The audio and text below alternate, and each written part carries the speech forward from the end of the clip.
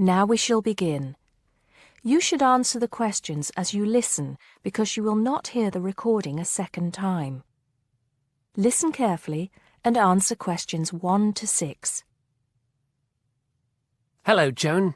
I'm glad you could come. Hello, Peter. What's up? Is something the matter? No, everything's fine. It sounded urgent on the phone. Did it? It's just that I've had this idea and I wanted to see how soon we could get it off the ground. Well, don't keep me in suspense. You know they're planning to close down the local clinic. It was in the newspaper yesterday, but most people have actually known for some time. Well, I thought we should do something about it. What did you have in mind? I thought we could organise a charity event and donate the money to the clinic. I know it doesn't sound like much, but it will show the local council how we feel and that we mean business. That'll take quite a lot of organising. Why don't we just hold a protest outside the town hall? A protest would take just as much organisation as an event like this. Besides, I think fewer people would turn up. A village fair or something like that would attract more people and get money for the clinic. People are more generous when they're enjoying themselves. OK then, it sounds good to me. How do we start? First, we put our heads together and come up with a list of people who'll be willing to help and people who can provide us with some of the things we need. For example, we might need a caterer to provide refreshments, a rock band for entertainment, tents and so on. Then, we do a lot of telephoning around and try to get everybody together at the same time in the same place.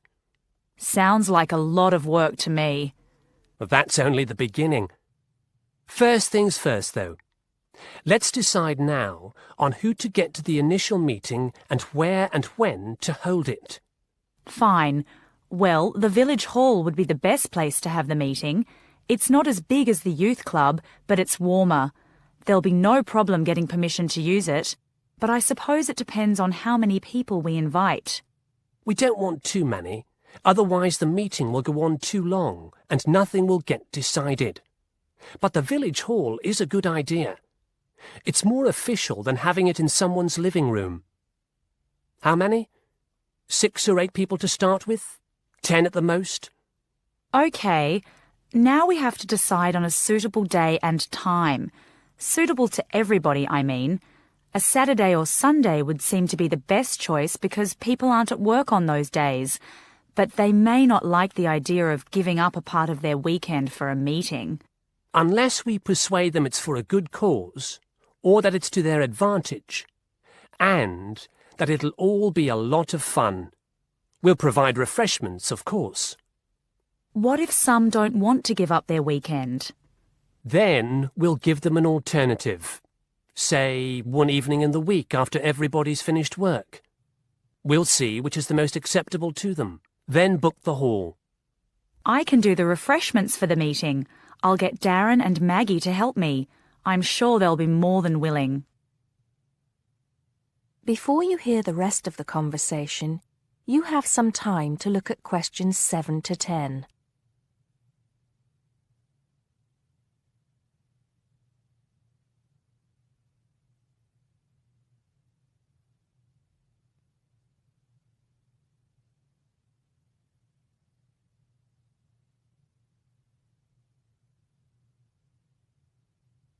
Now listen and answer questions 7 to 10. So, what's next on the agenda? A list of who we want at the meeting. Yes, of course. Obviously, we want someone from the clinic. I think Dr. Perkins would be best. He can tell us exactly what the financial situation is there. You know, how much money it takes to keep the place running, and how important it is for the community to have the clinic. The vicar too. He can rally lots of support. And Mr. Sims, our Member of Parliament. He is very busy, but I think I can persuade him to come, or get his wife to persuade him to come. I see her quite a lot socially. That's great. 2 other people I have in mind are Freddie Smith. The journalist?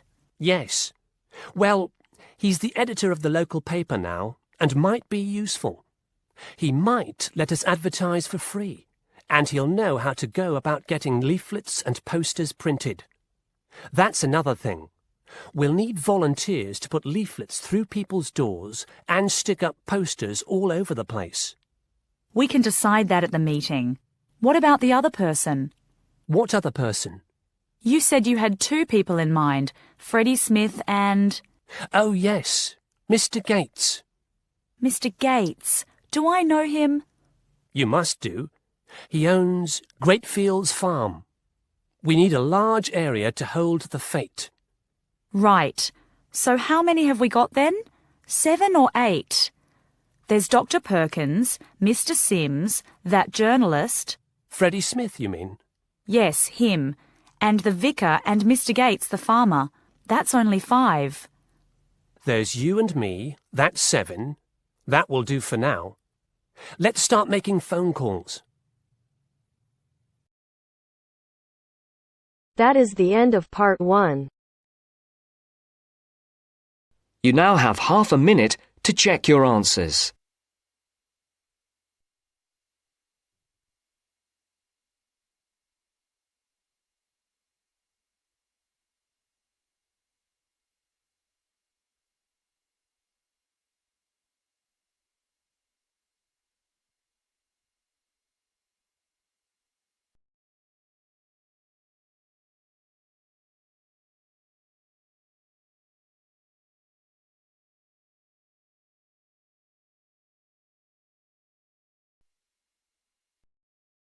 Now turns to part 2. Part 2. You'll hear a lecturer talking to students about a printing process. First, you have some time to look at questions 11 to 15.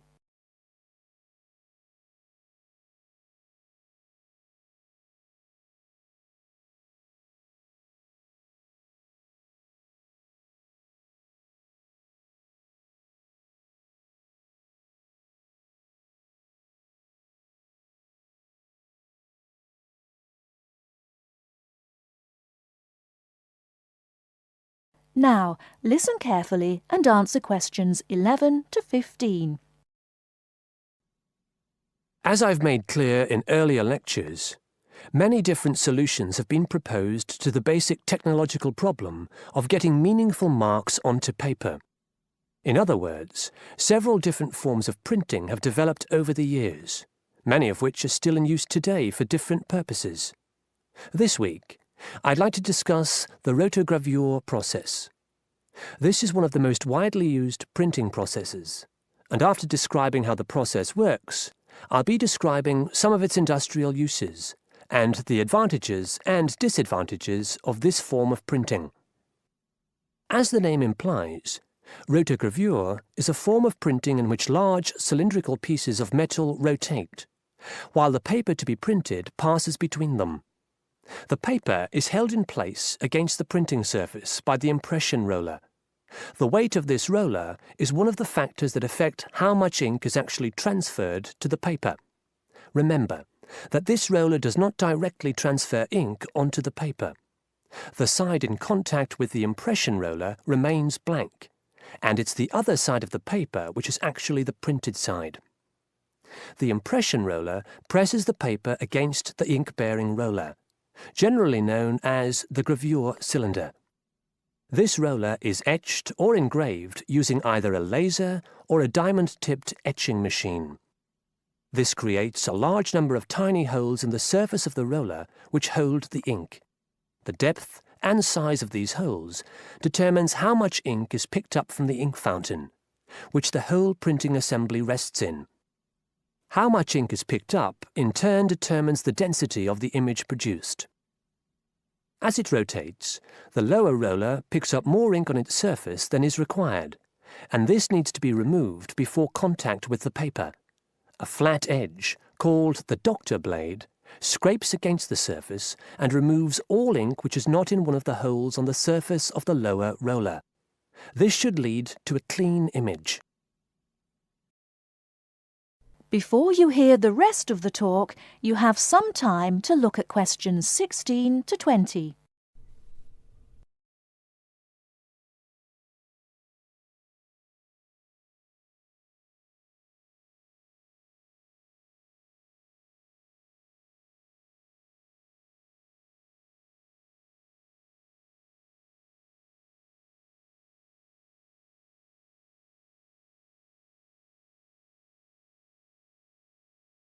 Now listen and answer questions 16 to 20.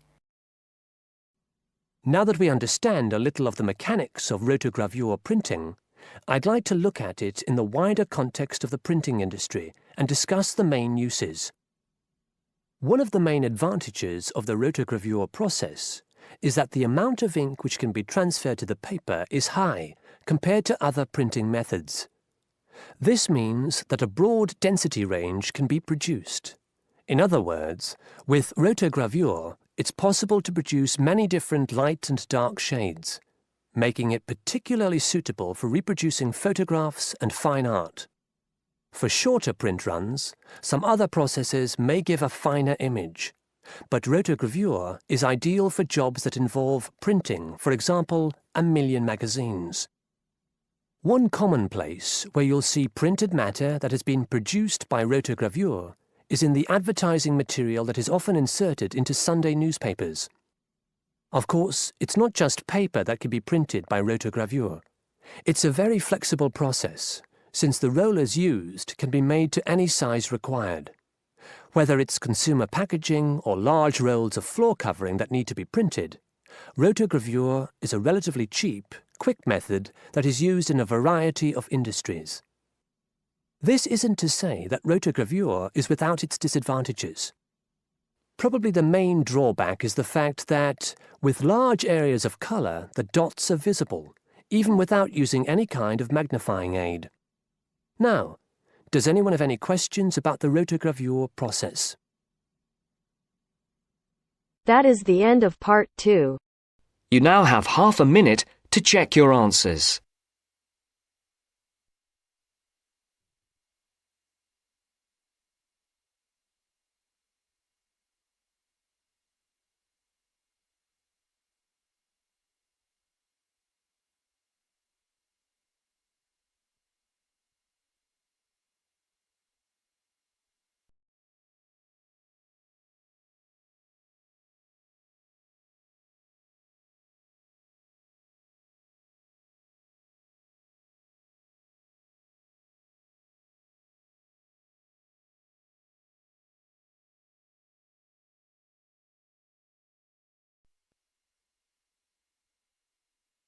Now turns to part 3. Part 3. You'll hear a lecturer talking to students about America in the 1960s. You have some time to look at questions 21 to 26.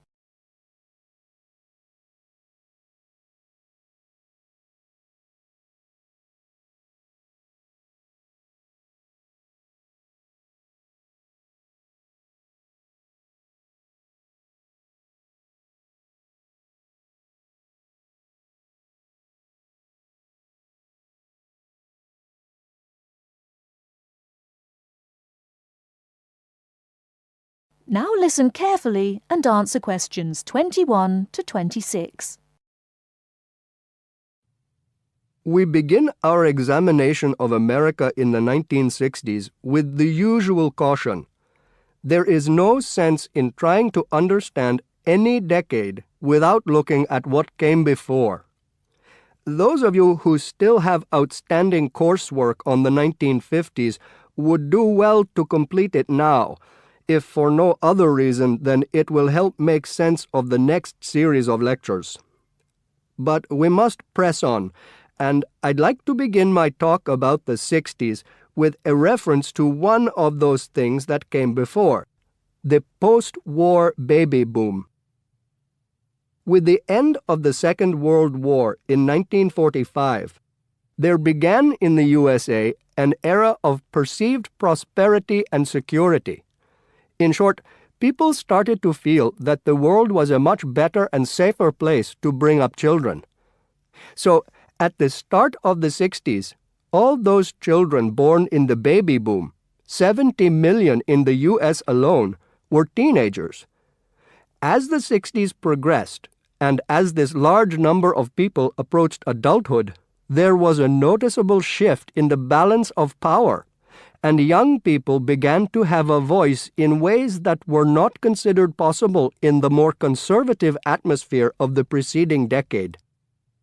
Things were moving forward at a rapid pace. The literature of the time brought out all the taboos. Everything was covered, such as race in, for example, the book To Kill a Mockingbird. The role of women changed, and equality for women, well, let's just say that once certain books were published, women were no longer going to be satisfied with their roles as devoted wives and mothers.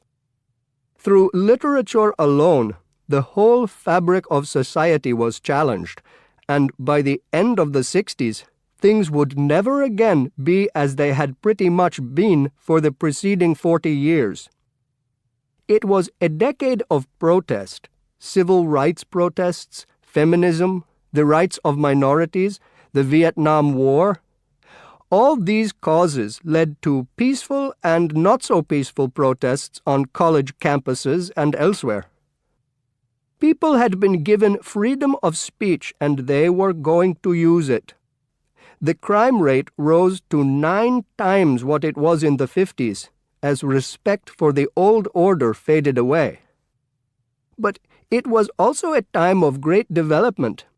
In medicine, the 60s saw the first heart transplant. In technology and the space race, where we saw the first American in orbit and lasers being invented at the start of the decade, and the first man on the moon, and the first primitive internet at the end.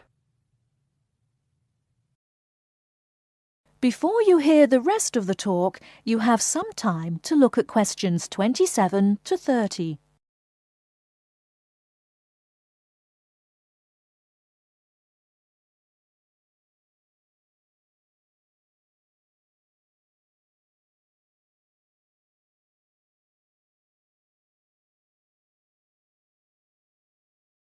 Now listen and answer questions 27 to 30.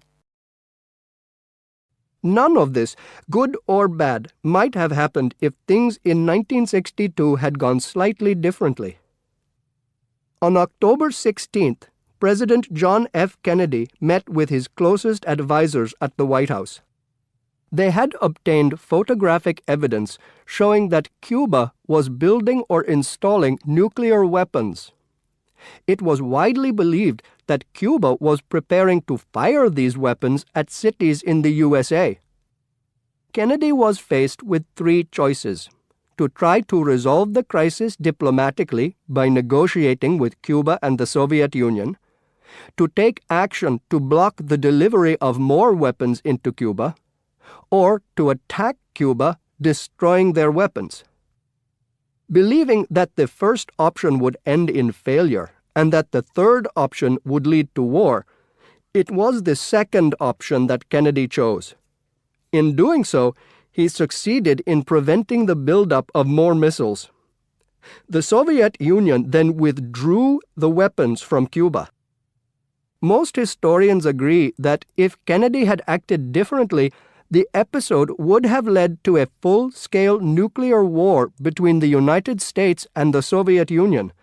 Millions would have died, and the world would have been changed beyond recognition.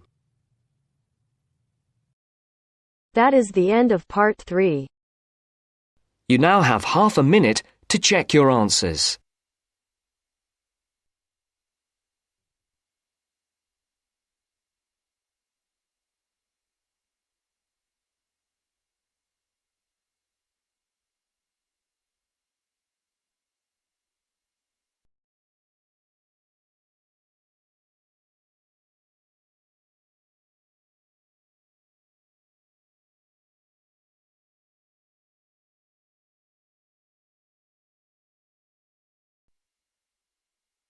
Now turns to part 4. Part 4. First, you have some time to look at questions 31 to 40.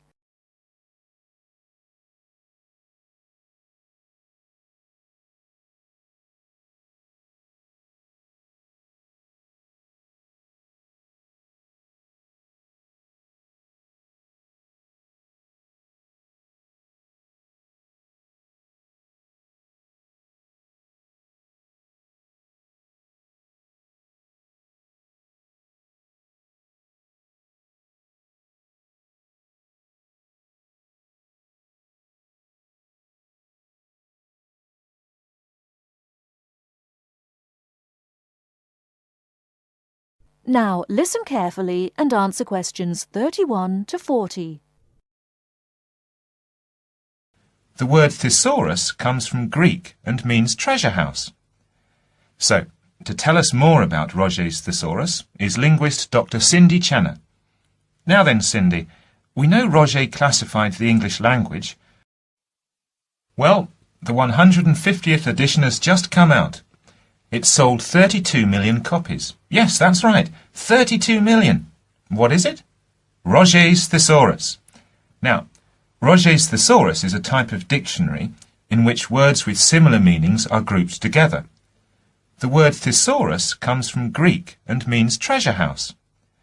So, to tell us more about Roget's thesaurus is linguist Dr. Cindy Channer. Now then, Cindy, we know Roget classified the English language, but what do we know about the man himself? Well, Mr. Roget, or to give him his full name, Peter Mark Roget, was a very interesting man indeed. He grew up in London, he was French, and he spent his early life in a French community there. He later travelled all the way from London to Edinburgh to study medicine at the university there, and graduated when he was 19 years old, and he later went on to become a founder of Manchester Medical School. So his life focused around his career as a doctor? Well, actually, no. Roget had a very wide range of interests indeed. In fact, he was a writer and wrote about many topics such as bees, the kaleidoscope, and even perception and feeling in animals. And he was an inventor too. In fact, in 1814, he invented an early version of the slide rule. The slide rule? Yes, the device that can calculate numbers. Then 10 years later, he developed a prototype for the cine camera. And he also got involved in a range of different projects. For example, he became head of a commission investigating London's water supply, and he developed a method of water filtration through sand. And he was involved in the area of education. He was one of the founders of London University. And do you play chess by any chance, Mark? Yes, I do. Well, Roget invented the travelling chess set.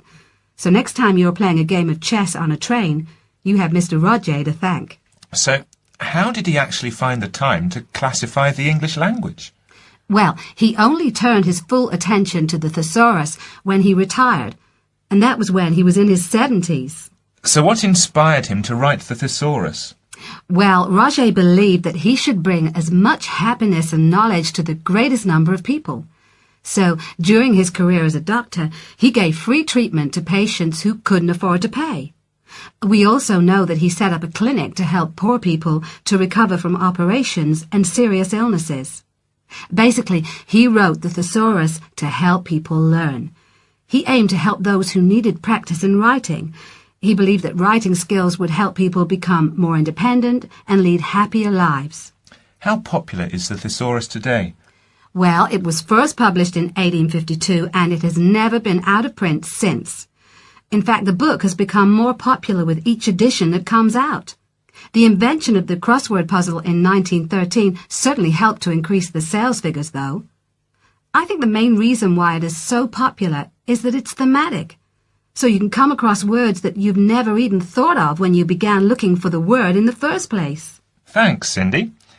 Now join us again after this short break, when I'll be talking to Derek Spode, chairperson of East Anglian News.